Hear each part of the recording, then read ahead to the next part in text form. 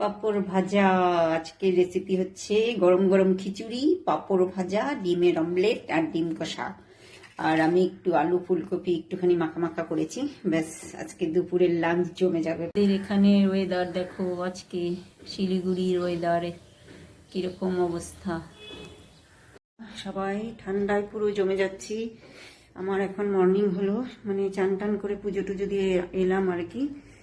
এখন ব্রেকফাস্ট বানাবো, তো আর ভিডিও দিতে পাচ্ছি না তোমাদেরকে, সেইভাবে ভিডিও করার সময় পাচ্ছি না অ্যাকচুয়ালি, কোনো আর কি টাইম পাচ্ছি না। ঠান্ডায় উঠতে উঠতে দেরি হয়ে যাচ্ছে, আর এদিকে তাড়াহুড়ো লেগে যাচ্ছে। তো যাই তাড়াতাড়ি করে ব্রেকফাস্টটা সেরে নিই। আজ হবে ব্রেকফাস্টে গরম গরম লুচি, ফুলকো ফুলকো, আর পায়েস, খেজুরের গুড়ের পায়েস বানাচ্ছি এখন। এই যে দেখো, তো এই যে আমার ব্রেকফাস্ট রেডি, লুচি আর পায়েস। তো কার কার ভালো লাগে? আমার তো খেজুরের গুড়ের পায়েস খুবই প্রিয়। আর এখানে রেডি হচ্ছে খিচুড়ি।